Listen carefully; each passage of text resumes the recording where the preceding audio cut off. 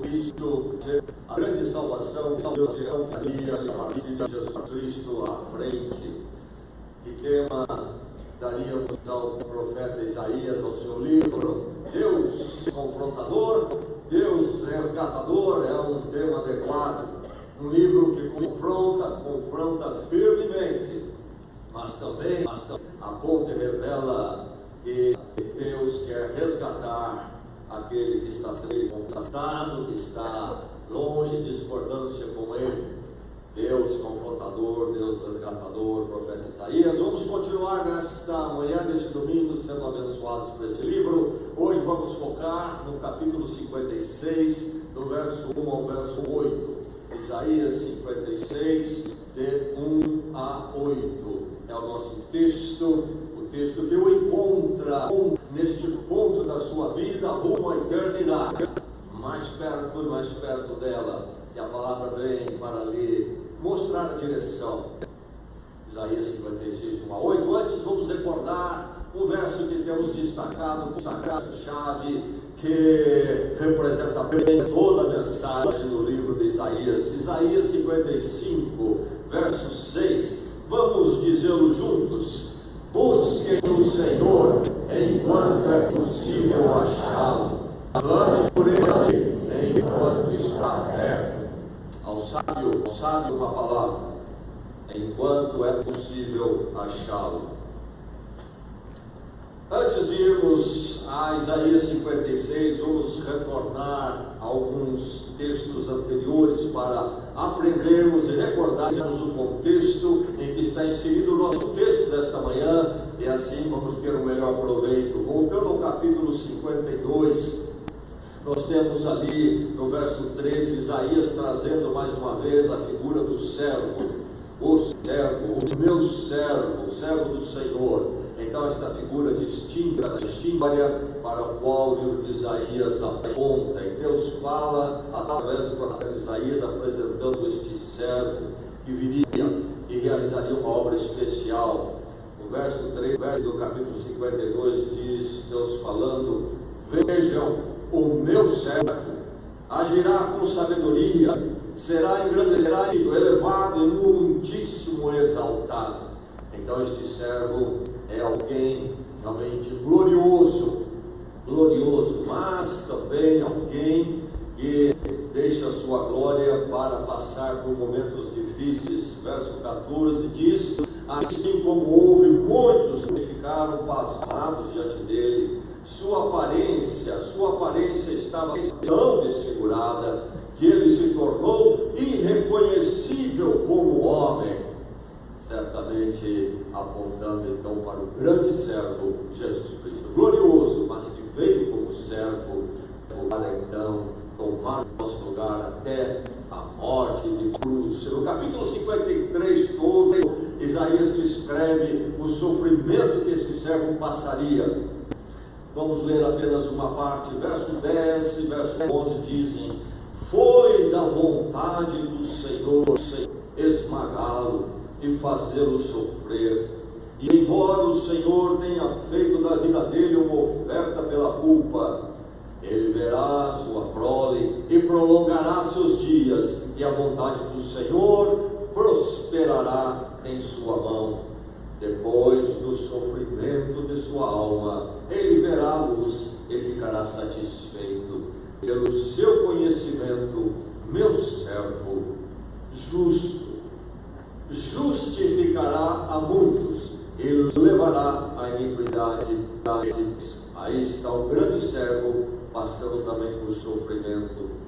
Ele é esmagado, elevado ao sofrimento, falando da morte de cruz de Jesus Cristo. E ele é levado porque levados aqui no verso 10 como uma oferta pela culpa, Mas a morte não foi o fim, porque diz que a vontade do Senhor prosperará em sua mão. Ele verá a sua prole, prolongará os seus dias. Depois do sofrimento ele verá a luz, ficará satisfeito. Passa pela morte e sofrimento, mas não para ser derrotado. Ele ressurge. E por isso na sua obra diz aqui, esse servo sendo justo, morre, sofre, apesar de ser justo. porque para justificar a muitos, levará a iniquidade deles na sua cruz. Assim Jesus Cristo fez. E por isso o capítulo 55 traz um grande convite para o melhor banquete que pode existir. No capítulo 55, verso 1, o que é que Deus diz? Venham todos vocês que estão com sede, venham às águas, e vocês que não possuem dinheiro algum, venham, comprem e comam, venham, comprem vinho, sem dinheiro e sem custo. Por que gastar dinheiro naquilo que não é bom e o seu trabalho árduo naquilo que não satisfaz? Escutem-me e comam o que é bom, e a alma de vocês se deliciará com a mais fina refeição. Usando aqui as questões, elementos físicos, Deus fala da questão espiritual, a sede espiritual, a fome espiritual. Ele diz que aquele que está com sede pode vir às águas, pode comprar o vinho e o leite, comprar sem dinheiro, porque o servo já pagou tudo na cruz. Então é graciosa a dádiva. E agora o nosso texto no capítulo 56. Deus fala lá na antiguidade, volta do século ali então 700 e pouco antes de Cristo. Mas Isaías, vivendo nesta época, fala profeticamente ao povo mais à frente, quase 150 anos, quando o povo o povo de Israel passou pelo cativeiro na Babilônia, foram dominados, levados ao cativeiro, como uma correção de Deus, porque eles se afastaram dos caminhos do Senhor e por décadas não ouviram o chamado profético dos profetas para retornar. Deus permitiu aquela correção, mas chegou o dia do retorno. Isaías vê profeticamente o cativeiro da Babilônia, mas também vê o dia do retorno. E mais, ele aqui nesse texto fala ao povo já de volta em Israel, reconstruindo Jerusalém, o templo. E Deus, então, através do profeta, diz ao povo já retornado e reconstruindo, já como diz o que está Isaías 56, 1 a 8, palavra de Deus para o seu coração nesta manhã. Que cada coração e mente aqui esteja aberto, desejoso de receber a palavra. Que ela nos edifique, nos firme na esperança eterna nesta manhã. Ouça. Assim diz o Senhor: mantenham a justiça e pratiquem o que é direito, pois a minha salvação está perto, e logo será revelada a minha retidão. Feliz aquele que age assim, o homem que nisso permanece firme, observando o sábado para não profaná-lo e vigiando sua mão para não cometer nenhum mal. Que nenhum estrangeiro que se disponha a unir-se ao Senhor venha a dizer: é certo que o Senhor me excluirá do seu povo. E nenhum eunuco se queixe: não passo de uma árvore seca. Pois assim diz o Senhor aos eunucos que guardarem os meus sábados, que escolherem o que me agrada e se apegarem à minha aliança, a eles darei, dentro do meu templo e dos meus muros, um memorial e um nome melhor do que filhos e filhas, um nome eterno que não será eliminado. E os estrangeiros que se unirem ao Senhor para servi-lo, para amar em nome do Senhor e prestar-lhe culto, todos os que guardarem o sábado, deixando de profaná-lo, e que se apegarem à minha aliança, esses eu trarei ao meu santo monte, e lhes darei alegria em minha casa de oração. Seus holocaustos e demais sacrifícios serão aceitos em meu altar, pois a minha casa será chamada casa de oração para todos os povos. Palavra do soberano Senhor, daquele que reúne os exilados de Israel. Reunirei ainda outros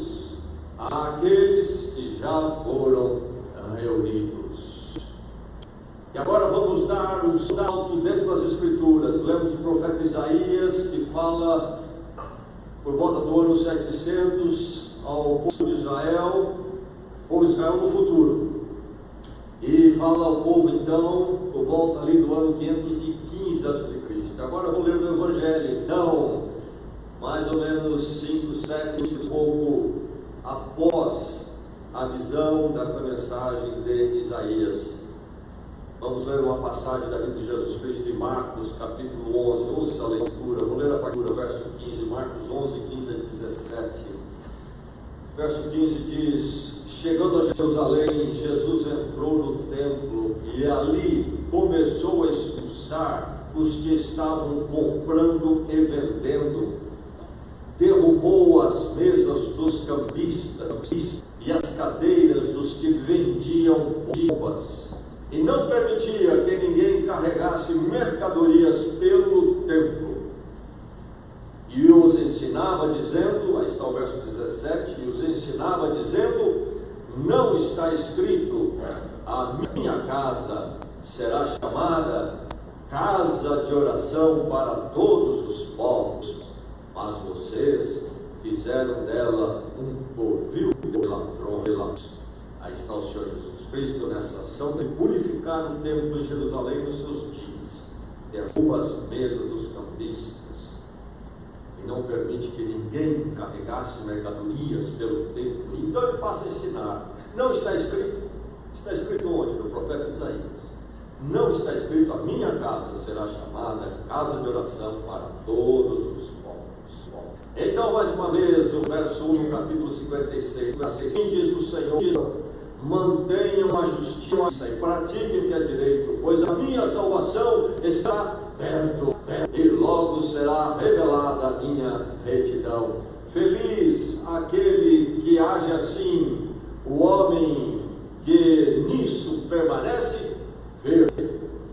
O verso 3 diz que nenhum estrangeiro que se disponha a unir-se ao Senhor venha dizer: é certo que o Senhor me excluirá do seu povo, e que nenhum eunuco se queixe: não passo de uma árvore seca. O verso 7 diz ainda Deus falando: esses eu trarei ao meu santo monte, eles darei alegria em minha casa de oração. Seus holocaustos e demais sacrifícios serão aceitos em meu altar, pois a minha casa será chamada casa de oração para todos os povos.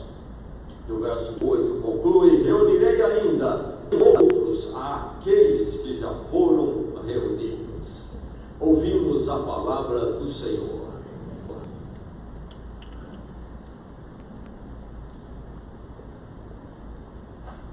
Aí nessa semana fiz uma compra online e recebi logo uma mensagem no telefone: sua encomenda está a caminho. Tivemos um dia de revolução na experiência de comprar. A eficiência tomou conta da compra online. Muito fácil, muito prático. E de uma forma então muito técnica, eles desenvolvem a experiência de compra do freguês.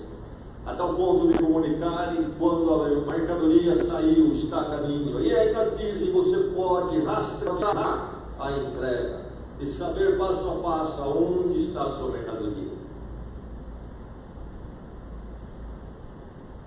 Prometem, encaminham e cumprem. Bem, nem tanto. Ainda algumas semanas atrás, numa outro momento, numa outra compra, recebi um recado: sua mercadoria chega amanhã. Mas não chegou. Chegou um dia depois. Eficiente, mas não tão eficiente. É um caminhar muito bem encaminhado, mas ainda imperfeito. Mas desse texto aqui, Deus falando, nos fala de eu encaminhar nas mãos dele, feita por ele, que realmente tem uma entrega garantida, perfeita e infalível. Trata-se da salvação. Você viu aqui no texto: minha salvação será revelada, diz o verso 1. A minha salvação será revelada. E diz aqui o e-mail do Senhor, ou o WhatsApp do Senhor: a minha salvação está perto. Está perto. A encomenda é garantida e chega. Salvação é encaminhada. É o que nós temos aqui nesse texto: encaminhada pelo Senhor. Note bem: salvação. Você pode dizer que já tem a salvação na sua vida. Você tem tudo resolvido. Os anos passam, a vida é fugaz. Tinha muito a experimentar e realizar, mas passageiro. Qual é o propósito do ir? Qual é o sentido da sua vida? Esperar a morte chegar, como disse o nosso cantor pop no passado. Há um sentido. Se há um sentido, está em Deus. Você tem tudo acertado com Deus, você está em paz com Deus. E aqui a palavra de Deus fala em salvação. Deus mesmo fala em salvação. Isto é, o ser humano, você precisa se acertar com Deus, porque o estado que você está é um estado de perdição. Porque se há necessidade de salvação, e Deus fala da necessidade de salvação, é porque há uma necessidade na sua vida, porque habita a perdição. Isto é, você não, você passa com Deus, passa reconciliar você com Deus, você caminha pelos seus próprios desejos, mente, por aquilo que a cultura diz, a sociedade diz, e você não marcha debaixo da vontade de Deus. É preciso você sair dessa situação, ser resgatado, salvo, para viver neste mundo, agir e fazer alinhado com Deus, hoje e para sempre. Salvação. Enquanto isso não for resolvido na sua vida é incompleta, carente e necessária. Você pode se entreter com muitas coisas, e o mundo é especialista em todo tipo de paliativo, e você rola um dia após o outro, sem salvação, anestesiado, até que um dia algo haverá de sacudir tudo isto até o chão. É hora de encontrar o sentido da vida. Mas você diz: está tudo resolvido aqui dentro de mim. Mas esse resolver é sustentável, é justificável.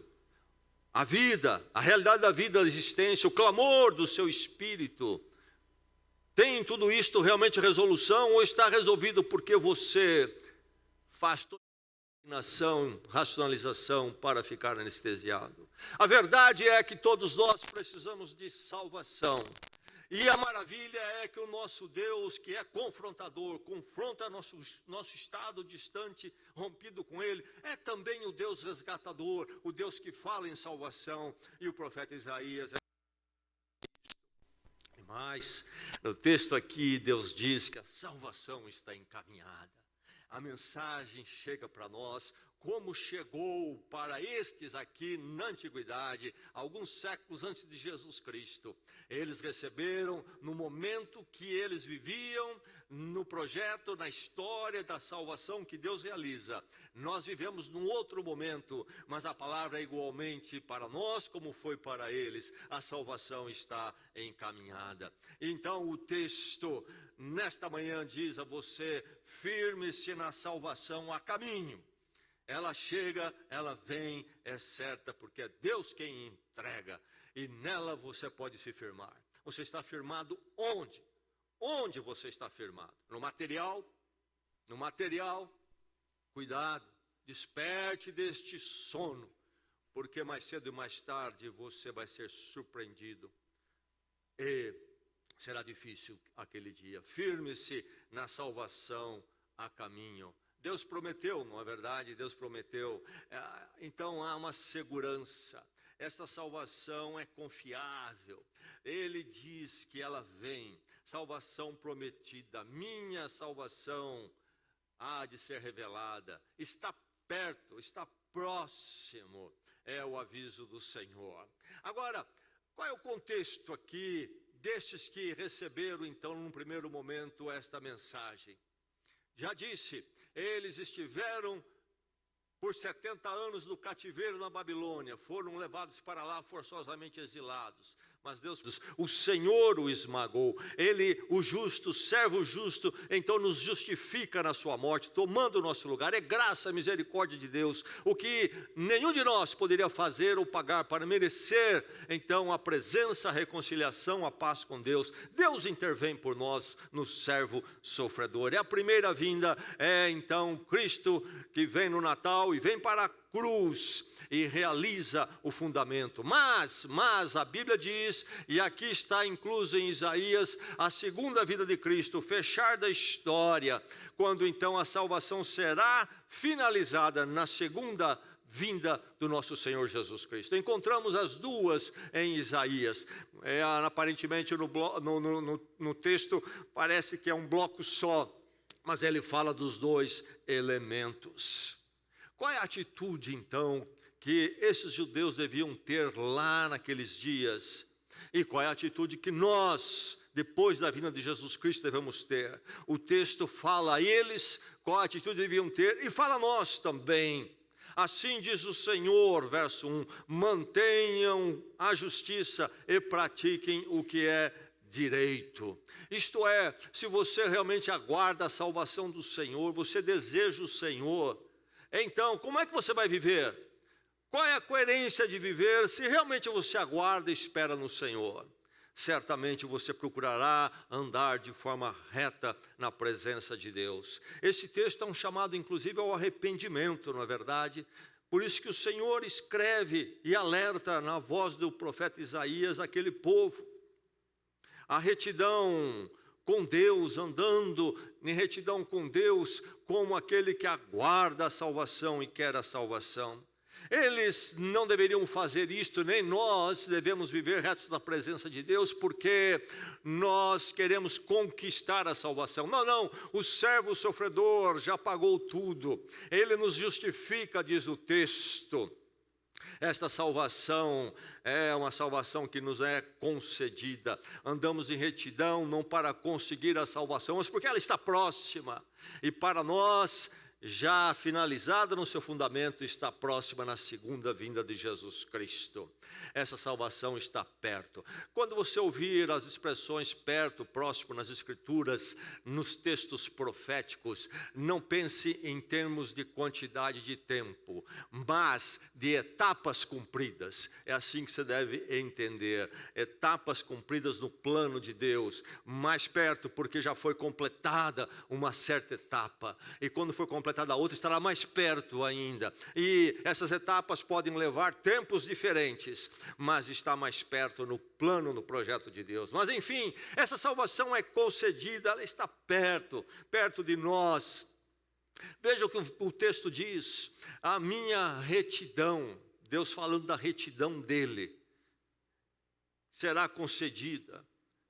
Que é então a salvação, diz o verso 1, a minha retidão e salvação unidas, porque a nossa salvação não é baseada na nossa retidão. Deus nos envia para uma vida reta. Claro, se somos dele, ansiamos pela salvação, se já estamos salvos em Jesus Cristo, no fundamento que ele realizou na cruz, então vamos realmente mostrar os frutos e querer viver como Deus quer que nós vivamos. Mas, se tudo isso é possível por causa da retidão de Deus manifesta em salvação aqui no verso 1. A salvação nossa depende da retidão de Deus e não da nossa. O meu servo justo justificará a muitos. Somos justificados, isto é, nos tornamos retos. Se Deus assim nos faz em Jesus Cristo, não há outro modo. Então, esta retidão que nos é imputada, nos é dado graciosamente no arrependimento, nos é dado em Jesus Cristo. Enfim, aí está essa salvação prometida, é nela que você tem que se firmar. Por isso você deve viver nesta abençoada expectativa. Diz o verso 2, feliz aquele que assim age, o homem que nisso permanece firme. E aí ele fala de observar os sábados para não profaná-lo, e mais, vigiando sua mão para não cometer nenhum mal. Aqui entra a figura do sábado, e alguns podem ficar confusos com esta figura, mas não é uma aplicação para o cristão. Isaías fala profeticamente, usando as metáforas litúrgicas que era então daquele tempo antes de Cristo para o povo judeu. Aqui fala também em holocaustos, na verdade, eles vão realizar os holocaustos, diz aqui que o estrangeiro haverá de fazer isso no verso 7. Se o sábado é para nós, então também seria o holocausto, teremos que começar a sacrificar animais aqui. Não é esse o caso, é que ele toma aquilo que seria andar com Deus no Velho Testamento antes de Cristo, e ele aplica a nós também na nossa devoção hoje, conforme deve ser em Cristo, a partir de Cristo, que já cumpriu o sacrifício perfeito. O que era o sábado para eles? Para eles, o sábado foi instituído por Deus como um sinal da aliança, do pacto de Deus com eles. Naquele tempo, até que Jesus Cristo viesse. Jesus Cristo veio, então todas as liturgias daquela aliança foram cumpridas em Cristo e nós não cumprimos mais, nem os holocaustos, nem o sábado da aliança. Sim, para eles era uma aliança. Êxodo 31 deixa muito claro, fala isto, que o sábado da aliança, Êxodo 31, verso 16, lembra-se que o livro de Êxodo é um livro sobre a saída deles do Egito, para ir para a terra prometida, e eles no caminho recebem a lei do Senhor, e é o pacto, a aliança de Deus com eles, que se cumpriria em Jesus Cristo. Quando nos 10 mandamentos Deus coloca o sábado em Êxodo 20, verso 8, quarto mandamento, guardar o sábado, Deus ali está instituindo o sábado para eles. Alguns querem dizer, não, vinha da criação. Não, não vem da criação, não há o sábado na criação. Sim, em Gênesis diz que Deus descansou das suas obras, mas não diz que ele guardou o sábado. Enfim, lá em Êxodo é instituído aquilo que não estava lá ainda. É um sinal da aliança entre Deus e aquele povo, até que Jesus Cristo viesse. E o sábado aqui, então, precisa ser visto não como negativo, isto é o dia que eu não faço isso, eu não faço aquilo, mas como positivo, aqui indica o dia para prestar culto a Deus. Isto é preciso haver a devoção na minha vida e na sua. Se é que eu aguardo realmente esta promessa, me mantenho firme, esta devoção, então andando em retidão, não cometendo mal, diz o texto, e devoto a Deus, ouvindo a sua voz, cultuando e adorando o Senhor acima de todas as coisas, acima do material passageiro, dos planos que são todos fugazes nessa vida, adorando aquele que é eterno e então enchendo o meu espírito e a minha alma. Sábado, nesse sentido, a devoção se aplica a nós após Jesus Cristo. As figuras então e as liturgias do Velho Testamento prefiguram o pacto em Cristo Jesus. No dia na noite da sua prisão, Jesus Cristo toma o cálice e diz, este é meu sangue da nova aliança que é dado por vocês. Então o novo pacto é em Jesus Cristo, onde não é o caso dos holocaustos mais, porque ele é o holocausto final, a morte dele é a morte final por nós, e nem os sábados. A atitude, então, que deve ser nossa é semelhante ao que deveria ser a deles lá. Eles aguardando ainda a realização da base da salvação, a primeira vinda de Cristo. E nós, em cima dessa base já realizada, aguardando a segunda volta. Devemos também estar, então, pactuados com Deus em Cristo, salvos pela retidão de Deus em Jesus Cristo, mas também procurando viver uma vida reta agora que salvos, depois de salvos pela retidão de Deus, Ele colocou a sua retidão em nós através da morte de Cristo por nós, nos justificando, e agora nós procuramos viver refletindo esta retidão e em devoção, realmente experimentando o sábado, o descanso de Deus em Cristo, podendo estar na presença de Deus, descansando na certeza, na salvação dEle, cada dia em devoção e vivendo em retidão. Aí está esta salvação que está a caminho, prometida de forma maravilhosa. Você está firme nela? Ou você está balançando, ou você nem está nela, que nesta manhã o Senhor possa afirmar cada um de nós nessa salvação, porque depois de tudo somado e dividido, isto é, que haverá de ser contado.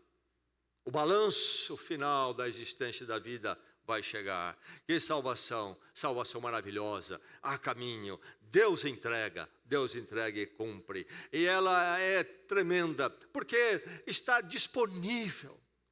Eu li no capítulo 55, Deus falando através do profeta: venham as águas, comprem vinho e leite sem dinheiro. Graciosamente, o grande convite para o banquete espiritual, ser satisfeito em Deus. Todas as inquietações serem resolvidas nele, o eterno. Está disponível, é viável para nós. A maravilha dessa salvação a caminho, na qual você deve se firmar, é que ela é abrangente. Abrangente. Que nenhum estrangeiro que se dispõe a unir ao Senhor venha dizer: é certo que o Senhor me excluirá do seu povo. E Deus fala também ao eunuco, é que nenhum eunuco se queixe: não passo de uma árvore seca. Isto é impotente para ter filhos. Deuteronômio 23, no Velho Testamento, ainda nas orientações, princípios, regulamentos que o povo de Israel recebe naquele momento, havia uma série de impedimentos para o estrangeiro e para o eunuco. Deuteronômio 23 coloca lá os impedimentos. Principalmente eles eram impedidos, ainda que eles pudessem abraçar a fé, eles eram impedidos de participar da chamada assembleia, quando o povo todo se reunia para os cultos no templo. Não podiam, tinham impedimentos nesta vida com Deus. Mas agora aqui vem o profeta Isaías falando de um novo tempo, quando aqueles regulamentos daquela aliança caíam por terra, e chega o dia que o estrangeiro, o eunuco, podem participar dessa salvação maravilhosa, porque ela é abrangente. Então, o eunuco, quem é este? Eunuco era uma figura muito comum na antiguidade, e nós encontramos essa informação. Eles eram um tipo de mordomo no palácio dos reis, ou numa família aristocrata que tinha uma grande casa e propriedade, fazia a vez ali do dono, cuidando das coisas, e a preferência era, em geral, por gente castrada, ou até se castravam para poder ter o emprego. E eles, no Velho Testamento, lá em Deuteronômio, não pode participar da assembleia, porque o ponto principal é, ao se castrarem, eles estavam alterando a criação de Deus, como Deus os fez, e por isso não deveriam mais participar do culto, podiam abraçar a fé com limitações. Mas não mais, aqui diz o texto, não mais. Nem o estrangeiro, nem o eunuco tem a porta fechada, participam totalmente da Assembleia do Senhor. Agora, não mais o culto em Jerusalém, mas a igreja de Jesus Cristo na face da terra. Está aberta a todos, é abrangente, mas desde que haja o arrependimento. Pois assim diz o Senhor, diz o verso 4, aos eunucos que guardarem os meus sábados, que escolherem o que me agrada, e se apegarem à minha aliança, a eles darei um nome eterno. Isto é, a vida eterna com Deus. Sim, os eunucos podem. Eles alteraram a criação de Deus, alteraram a criação do seu corpo. Fizeram o que não deveria ter feito diante dos olhos de Deus. Mas eles podem ser aceitos, desde que haja neles essa mudança e esse arrependimento no coração. Não podiam, naqueles dias, restaurar de forma nenhuma o seu estado físico anterior à castração, mas podiam fazê-lo no coração. Escolherem o que me agrada e se apegarem à minha aliança, a eles darei um nome eterno. Esta salvação maravilhosa, a caminho, você precisa se firmar nela. Ela é abrangente, ela é para você também, então. Deus abre as portas para cada um de nós, seja de onde nós estamos vindo. É para todos, em Cristo Jesus. Aliás, quando nós lemos aqui sobre o eunuco, vale a pena lembrar um acontecimento histórico narrado no livro de Atos. O livro de Atos conta a história da igreja após a morte, ressurreição e ascensão de Jesus Cristo. O que aconteceu com aquele povo? Jesus Cristo ascendeu aos céus. O livro de Atos conta. E conta especialmente como a mensagem de Cristo espalhou pelo mundo. E há um acontecimento em Atos 8 muito interessante, no capítulo 8 de Atos. Um eunuco lá da Etiópia. Era alguém importante lá. Ele, diz o texto, era o responsável pelos tesouros da rainha Candace. Então, um tipo de ministro da fazenda lá, ministro da economia. E acontece que ele, lá na Etiópia, era alguém que buscava o conhecimento do Deus único, verdadeiro, revelado. E por isso, ele olhava para as Escrituras, ainda que não sendo judeu e sendo eunuco. E ele ia a Jerusalém para o festival e o culto. Ainda que não pudesse estar na grande assembleia, ele ia até lá e tinha recursos para fazer isso. E Atos 8 narra que ele está de volta para a Etiópia. E ele está lendo o profeta Isaías do caminho. E Deus envia o diácono Filipe para aquele caminho. E Filipe encontra este homem viajando na sua carruagem, sua carroça, charrete, lendo o profeta Isaías. E ali eles se ajuntam. E Isaías pergunta a ele: você entende o que você está lendo? E o livro de Atos diz que ele estava lendo qual texto? Capítulo 53 de Isaías, que justamente fala do servo sofredor. Nós lemos 2 versos aqui nesta manhã. Deus o esmagou, fê-lo sofrer por nós. O servo justo que justifica muitos. E o eunuco diz para Filipe: não consigo entender. Como é que eu vou entender se alguém não me explicar isto aqui? E aí então Filipe apresenta a ele Jesus Cristo, a salvação realizada a partir daquele texto do servo sofredor, escrito séculos antes de Jesus Cristo. E o eunuco então ali recebe então a fé em Jesus Cristo. Se ele estava buscando e indo ao culto judaico, e lá tinha restrições, agora ele crê em Jesus Cristo, a salvação realizada, onde não mais há restrições para ele, sendo um eunuco. E ele pergunta a Filipe: aqui tem água? Então, num dado momento do caminho, lá aparece alguma lagoa, alguma coisa assim, e Filipe pergunta: aqui tem água, o que me impede de ser batizado? Um eunuco deve ter alguma restrição. Filipe diz: não, é lícito, se crês de todo o coração.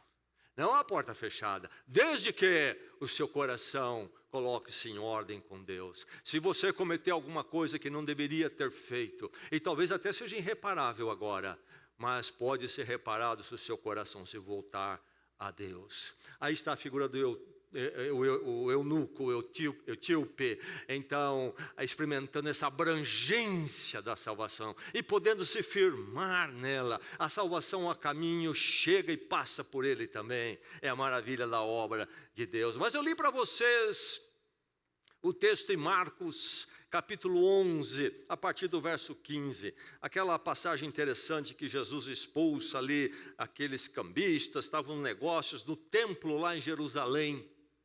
E Jesus vai citar para eles o que o profeta Isaías disse aqui na nossa leitura, não é mesmo?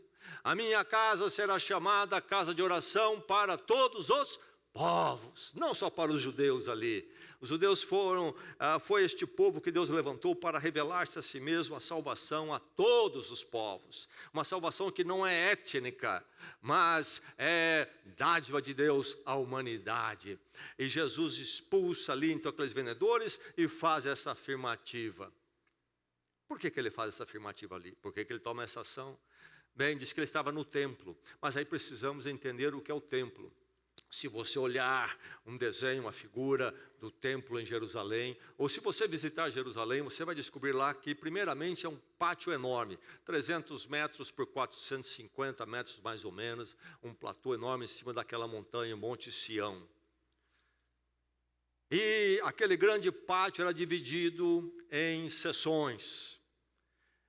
Prédio mesmo era pequeno, comparado à área do pátio. E aí então, cada seção podia ser acessada por um tipo de pessoa. Somente os judeus podiam chegar próximo do prédio e ali apresentar o holocausto. Dentro do templo só entravam os sacerdotes. O povo ficava fora. Mas havia um pátio mais exterior e maior, onde quem não era judeu, isto é, o gentio, o estrangeiro, podia entrar, mas só até ali, a esse pátio exterior. Onde estão os cambistas? Nesse pátio. No pátio que era acessível aos estrangeiros, o pouco que eles podiam experimentar do templo da presença de Deus, representada nele. E diz que, inclusive, Jesus proibiu os que carregavam coisas pelo templo. E nós ficamos pensando, talvez, passando dentro de um prédio. Não. Lá ficava essa grande área, esse grande platô no topo deste monte. E isto era tipo de uma barreira para quem vinha do lado oeste da cidade para o lado leste. E como não se tinha muito respeito àquela área, os cambistas estavam ali, dos estrangeiros, não é ainda aquela parte mais íntima. Muitos aproveitavam, inclusive, para cortar caminho por ali, de um lado para o outro da cidade, carregando mercadorias. É um templo dos estrangeiros, esse aqui, é uma areazinha deles. Jesus purifica tudo aquilo e diz: a minha casa será chamada casa de oração para todos os povos. Não há mais essa separação. A presença de Deus é para todos de uma forma abrangente. Qual é o seu caminho? Qual é a sua história? Talvez você diga, como eunuco, acho que o Senhor não me recebe, ou como estrangeiro. Não ouça essa voz. Ouça a voz do Senhor, porque Ele é Deus resgatador, é Deus da salvação a caminho abrangente. É para você, não importa a sua história. Há mudança, a transformação nele. E você que já foi alcançado, louve a Deus por essa abrangência. Porque se não fosse ela, você não poderia ser incluído. Mas Deus abre os braços em Cristo e o recebe também. Louve a Deus porque você foi alcançado. E Deus, então, o firma nesta salvação. Ela está a caminho na sua vida, isto é, ela já foi realizada em Cristo. E você está destinado para a grande finalização que Deus fará em Jesus Cristo. Louvado seja Ele pela abrangência do seu amor e graça. Firme-se nessa salvação. Você está firmado no quê? No material, nas amizades, nos programas, no hedonismo, no que você está firmado. Muitas dessas coisas são legítimas diante de Deus, sim, mas não podem tomar o lugar de Deus, porque são pequenas demais diante da existência e dos anseios do seu espírito. E é possível você encontrar salvação, a resposta, então a vida, verdadeira vida, a vida com Deus eterna. Firme-se nisto. E essa salvação é uma salvação então que nos apresenta um sentido. Há um sentido para a minha história, porque há um sentido para a história, porque existe uma história chamada história da salvação, enquanto acontece a história da humanidade. No livro de Isaías nós vemos toda uma geopolítica se movimentando, impérios, já citei aqui o Império da Babilônia, que vai arrasar Israel e tudo, mas no meio dessa bagunça e ação humana, Deus está fazendo a sua própria história, que é a nossa história da salvação, a busca do seu povo. E como Ele está fazendo uma história, ela teve um começo, Deus criou, e a tudo criou. E criou o ser humano e finalmente criou você. Mas Ele criou para um propósito e uma finalidade. A história não é uma história sem sentido. Isso vai girar, não sei onde vai dar essas coisas, o mundo, etc. Realmente o mundo não sabe para onde vai. Mas Deus sabe para onde Ele vai, e para onde Ele vai com o seu povo, e para onde Ele vai com você, que está firmado na salvação a caminho. Essa salvação então é conclusiva. Ela tem sentido, ela fala do reino eterno, da grande irmandade que Deus cria na sua graça, no seu amor em Cristo, na sua salvação. Por isso, desde já, pertencemos não somente individualmente a essa salvação, mas a uma coletividade chamada Igreja de Jesus Cristo, que compõe o reino de Deus em Cristo Jesus. Diz o verso 8: reunirei ainda outros, àqueles que já foram reunidos. Que promessa tremenda, que projeto enorme e maravilhoso. Deus vai buscar, diz Isaías aqui, muita gente, extrapola que o povo de Israel, Deus vai reunir sim, aqueles de Israel que se abrigam nessa salvação, e se abrigam agora na salvação em Cristo, mas também ajuntando todos num grande buscar e reunir, e que será então manifestado de forma concreta, final, na segunda vinda de Jesus Cristo. Então a minha vida não está entregue a uma história ao esmo, mas uma história que para mim tem um sentido, e é nesse sentido que eu caminho, a história da salvação, que é conclusiva. E aqui então há um alcance universal, inclui judeus, não judeus, falamos do eunuco, e faz o quê? Nos coloca num grande ajuntamento. Que coisa lamentável, pessoas que dizem conhecer o Evangelho, pensam que isto é uma coisa do individualismo, e não entendem que tem que ter uma expressão coletiva, que se chama o corpo de Cristo, a igreja de Jesus Cristo, o vivenciar da comunhão em Cristo Jesus. Reunirei. Você vai pedir para ficar de fora daquele dia? Ficar à margem como você fica da igreja? Não. Então seja coerente e passe a viver com o povo de Deus em comunhão e presença fiel. Reunirei um ajuntamento, uma reunião imensa vai acontecer. E o livro de Apocalipse nos diz que será a reunião de todos os povos, nação, língua, tribo. Grande reunião, ainda no dia de hoje. Temos a expressão ainda muito imperfeita, mas temos de uma forma muito concreta. À volta do mundo hoje, quantos ajuntamentos em nome de Jesus Cristo. E para alguns a noite do domingo já está chegando, e eles já estiveram juntos no nome do Senhor em culto e adoração. E nós estamos aqui no nosso momento. Quantos? Nós não temos como imaginar que será esse ajuntamento. E não é só uma questão da igreja hoje, mas através da história desses milênios todos. Eu reunirei. É um ajuntamento universal, incluindo gente de toda parte, que se quebranta, se volta, se firma nessa salvação. E então, nesta grande reunião, povo de Deus, família de Deus, reino de Deus para sempre. Somos destinados para isso, a salvação é conclusiva. E então, esta realização definitiva. Depois disso, não mais. Caminha para um fim, um novo momento, o reino de Deus eterno, onde não mais sofreremos as agruras e a luta, a dor que é tão comum a este mundo, mas viveremos como Deus quer que nós vivamos, para o qual nós fomos criados, e então estaremos para sempre na presença dele, diz a palavra de Deus. É o que Isaías nos aponta aqui, e mais à frente nos próximos capítulos dele, de forma muito clara, grande finalização.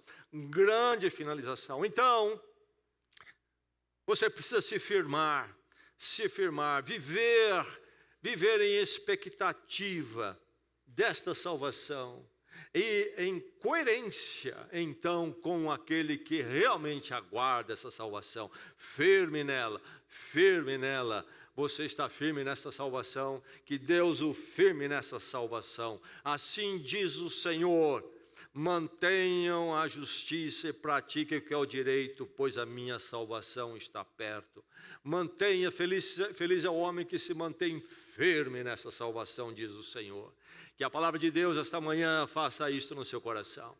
Que ela firme a cada um aqui nessa salvação. E se você ainda não adentrou, que você possa adentrar e permanecer firme. Encontrar o sentido da vida, a vida com Deus hoje e para sempre. Enquanto você age neste mundo, faz e acontece, você possa fazer e acontecer, ouvindo a voz de Deus, andando com Ele, e não experimentando nunca o vazio, mas o significado e o propósito eterno em tudo que você faz e é. Firme-se na salvação, que é encaminhada em Cristo. Vamos orar, vamos à presença de Deus.